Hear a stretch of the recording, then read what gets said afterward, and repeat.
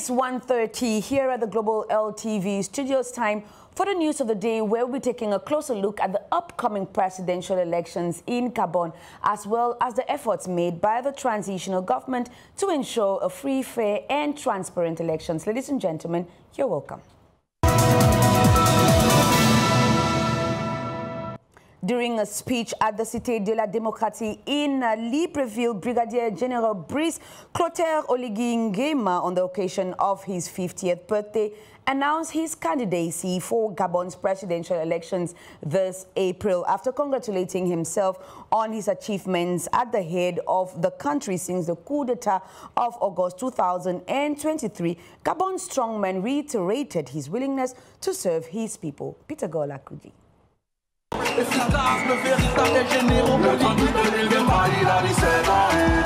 Arrivé au pouvoir en août 2023 après un coup d'État, le général de brigade Brice Clotaire Oligui Nguema était vêtu non pas cette fois-ci en tenue militaire, mais plutôt en costume le 3 mars dernier pour annoncer sa candidature à l'élection présidentielle d'avril 2025 au Gabon.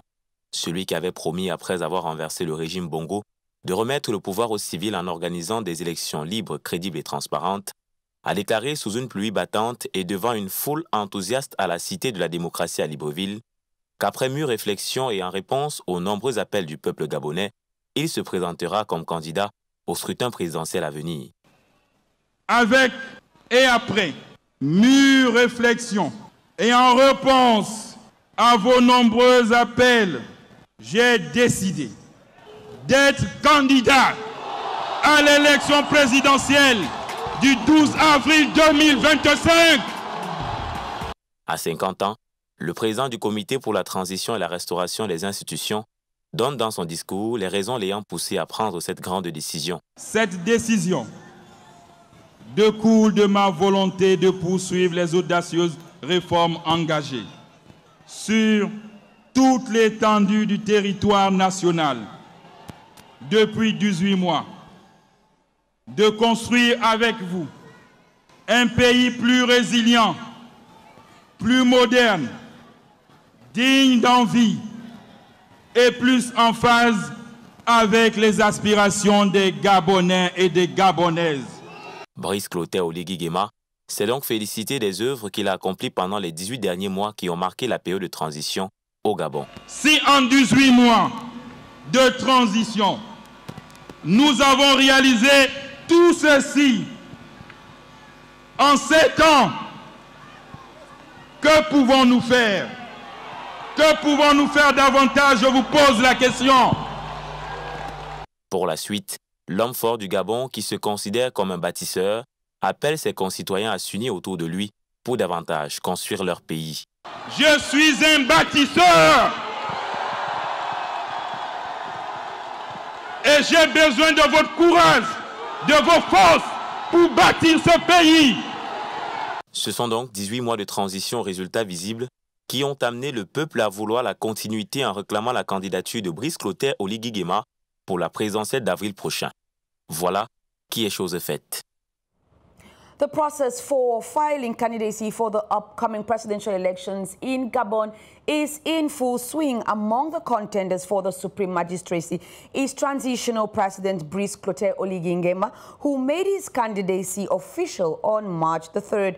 Two women, Zenaba Channing and Marion Minsa, have also declared their candidacy, as well as former Prime Minister Alain-Claude Billy Binze, who has been tipped as a potential candidate. Candidates must meet strict conditions before the March 8, 2025 deadline.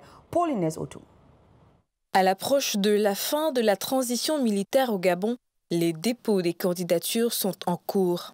C'est le cas en l'occurrence de celle du président de la transition Oligui Nguema, une candidature annoncée ce 3 mars dernier sous une pluie battante. Où nous entrons dans la 5e République et en réponse à vos nombreux appels,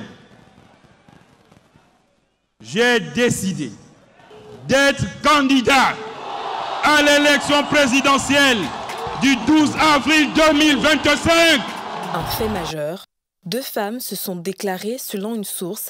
Il s'agit de la chef d'entreprise Zenaba Channing Une annonce à la candidature faite via les réseaux sociaux. Elle étalait ainsi ses motivations à candidater pour la magistrature suprême du Gabon et quelques lignes de son programme. Le Gabon n'est pas un rêve, c'est le projet que je porte.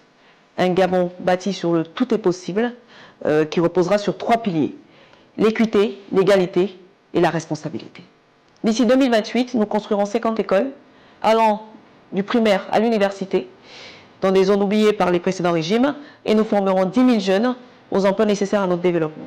Dans l'arène, une autre candidate, Marion Minsa, ingénieure, elle aussi s'est prêtée au jeu. Je suis la candidate de la crédibilité internationale et nationale. Je suis la candidate de la solidarité. Je vous demande donc de soutenir massivement ma candidature à l'élection présidentielle d'avril 2025. Le dernier Premier ministre d'Ali Bongo, Alain-Claude Billy-Binzé, serait lui aussi, selon une source, un potentiel candidat à cette élection. Tous ces prétendants à la magistrature suprême du Gabon doivent remplir certaines conditions pour confirmer leur candidature, notamment le versement d'une caution de 30 millions de francs CFA, avoir résidé sur le territoire durant les 3 dernières années, être âgé entre 30 et 60 ans, entre autres. Précisons que la date butoir de dépôt des candidatures est prévue pour ce 8 mars 2025.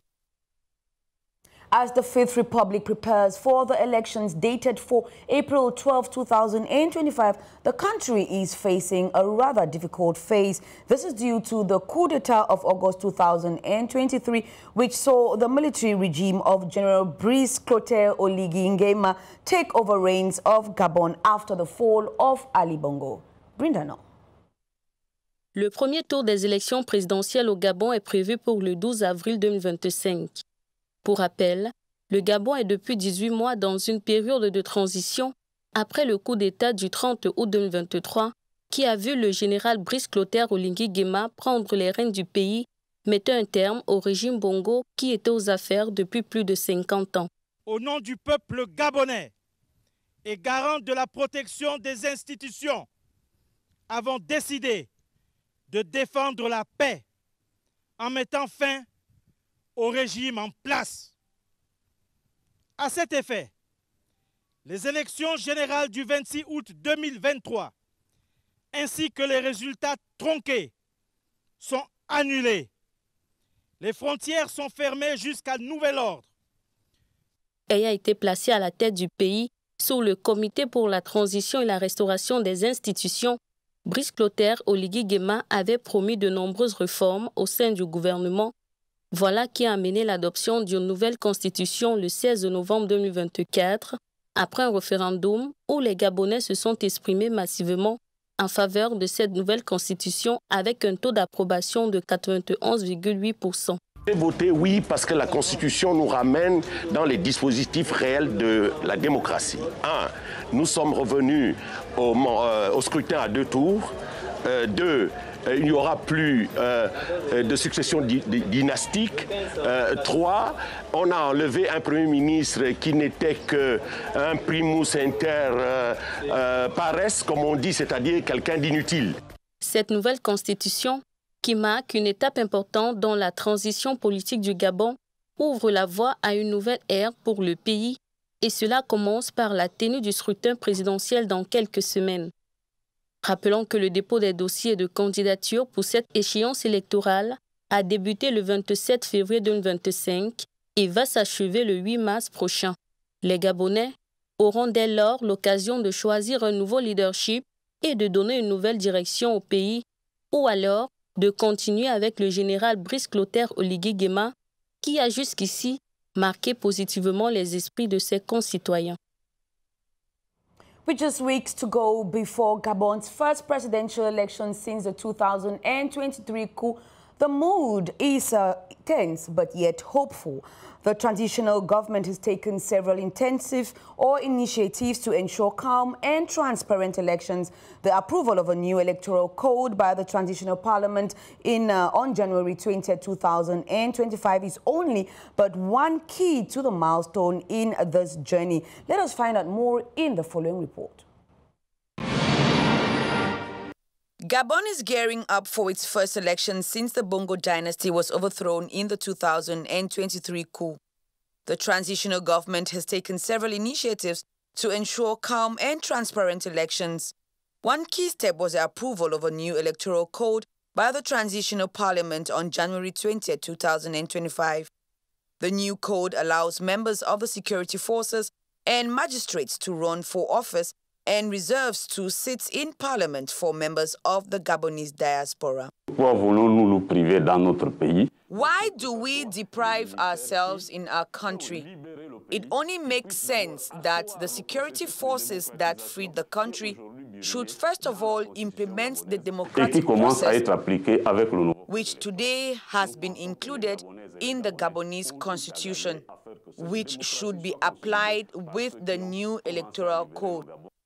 I think that with all being equal, the Gabonese people think that democracy should be solidified by those who have started liberating Gabon and by those who came up with the new constitution. La nouvelle constitution. The new electoral code also establishes a single ballot for presidential, legislative, and municipal elections.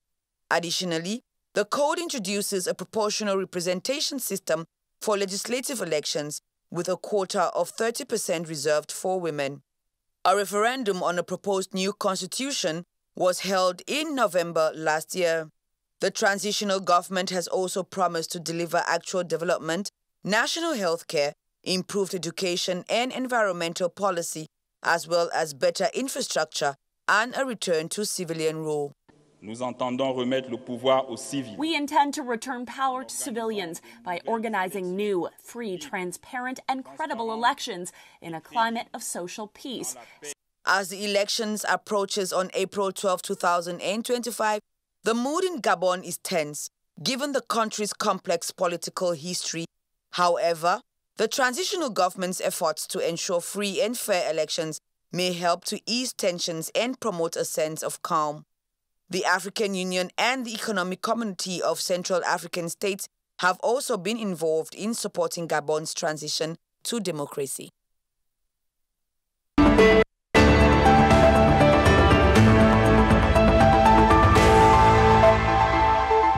In our bonus info page, ladies and gentlemen, we take you over to Niger, where the state of Niger, determined to sell more made in Niger, has organized the agriculture, hydraulic, environmental, and as well as livestock fair from February 20th to February 25th, 2025, which brought together numerous local, small and medium-sized enterprises at the July 29 Palace in Niamey. In this report by our correspondent Jean-Marc Bicoq.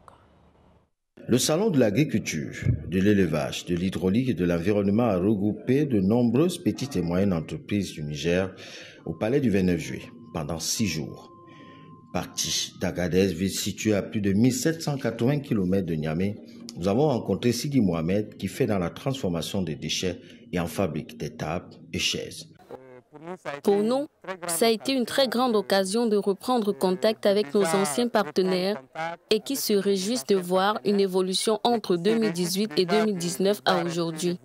Ils sont vraiment impressionnés de voir la qualité de produits que nous offrons, contrairement aux 5 dernières années où nous étions déjà au même emplacement.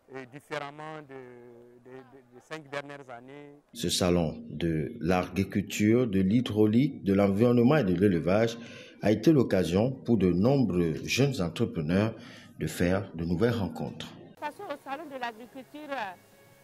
Le salon de l'agriculture est très important pour nous en tant qu'entrepreneurs, en tant qu'entreprises qui œuvrent pour la transformation agroalimentaire, parce que le salon de l'agriculture, c'est un salon qui fait la valorisation de tout ce qui est issu de l'agriculture. Et puisque nous sommes dans le domaine, notre participation prouve combien de fois nous sommes intéressés et combien de fois nos produits intéressent la population.